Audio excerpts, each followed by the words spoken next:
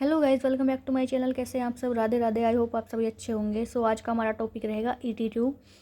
काफ़ी इंपॉर्टेंट है, जो कि इसकी फुल फॉर्म की बात करें तो यानी एंडोट्रेकियल ट्यूब। ये क्या होती है? स्मॉल साइज ट्यूब होती है जो हम इंसर्ट करते हैं ट्रेकिया में। किसके थ्रू? माउथ एंड नोज के थ्रू हम इंसर्ट करते हैं। जब हम ट्यूब को इंसर्ट करते हैं यानी डालते हैं तो उसको हम बोलते हैं intubation, insertion of ET tube.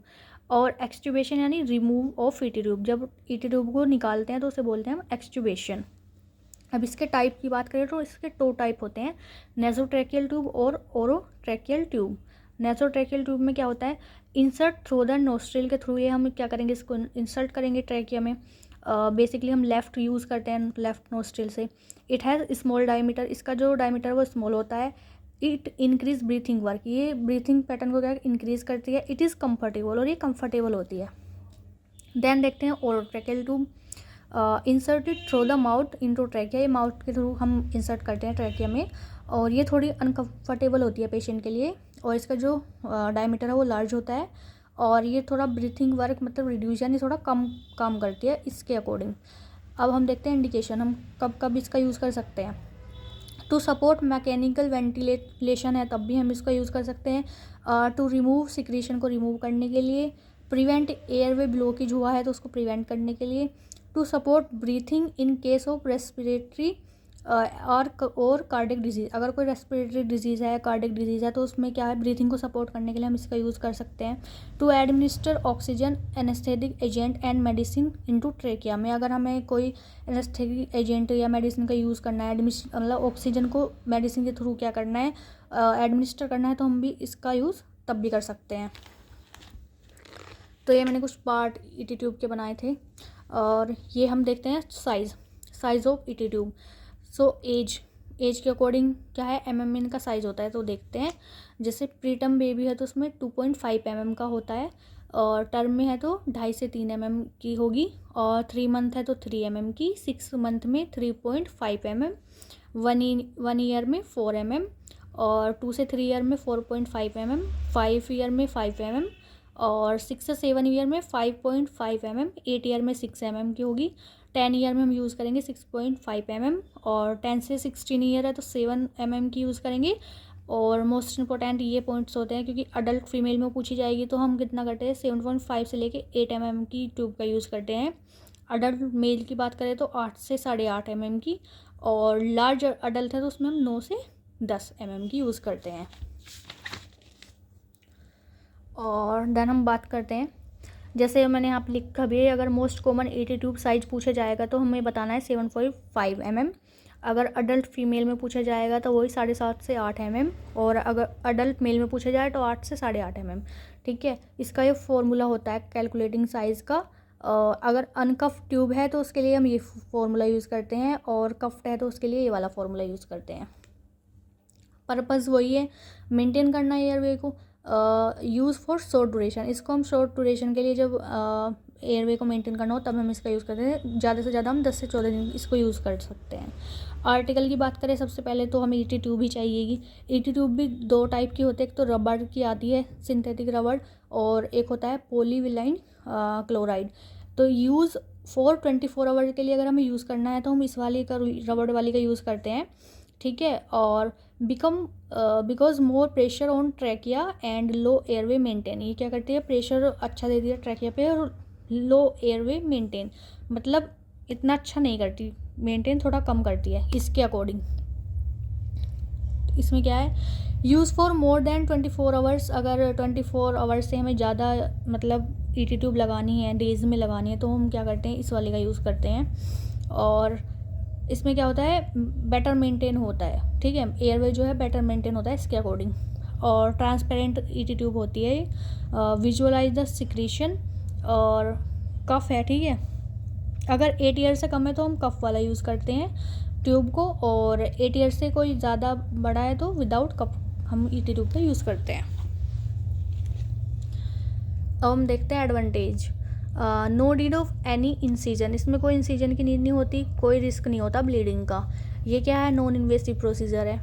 ठीक है, फास्ट परफॉर्मिंग माइनर इंजरी में हम ज़्यादातर इसका परफॉर्म करते हैं, और वेंटिलेटर वाले पेशेंट के लिए भी हम इसका यूज़ करते हैं। लैरिंजोस्कोप, तो पहला हमारा आर्टिकल क्या था ET2, अब क्या है लेरिंजोस्कोप भी हमें चाहिए होगा। ये क्या करेगा, टंग डिप्रेशन के लिए ये काम में आएगा।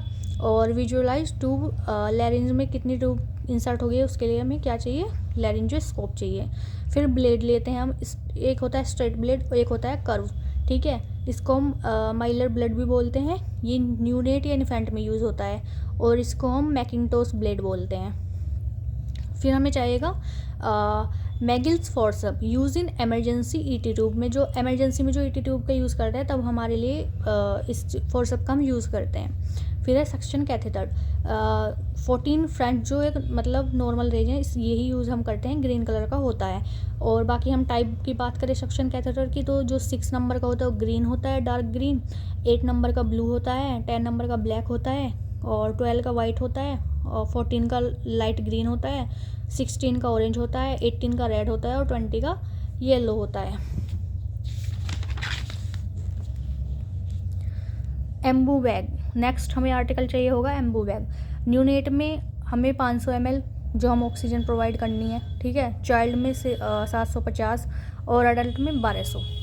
फिर देन हमारा नेक्स्ट है सिरिंज प्रोसीजर, ठीक है। ये सीसी का मतलब अगर कभी पूछा जाए तो ml में ही होता है, ठीक है, ml भी बोलते हैं इसको, और या तो ml लिख दो या cc लिख दो, एक ही बात है। सिरिंज, फिर हमारा प्रोसीजर आ जाता है, ठीक है। प्रोसीजर में हम क्या करेंगे, स्नीफिंग पोजीशन देंगे। स्नीफिंग पोजीशन क्या होते हैं, give the supine position then apply pillow and roll under the neck. पहले हम पेशेंट को सुपाइन पोजीशन देते हैं, फिर पिलो रखते हैं, और neck head are to elevated because correct stand the larynx और ट्रेकिया। हेड को थोड़ा हमें क्या करना पड़ता है, एलिवेट करना पड़ता है, ताकि लैरिंग्स और ट्रेकिया में ईजी हमारी ET ट्यूब जो है ईजिली इंसर्ट हो जाए। फिर हमारा क्या कहे, इंसर्ट करेंगे ET ट्यूब को एंड फिक्स करेंगे कॉर्नर ऑफ माउथ, और चेक करेंगे करेक्ट प्लेसमेंट।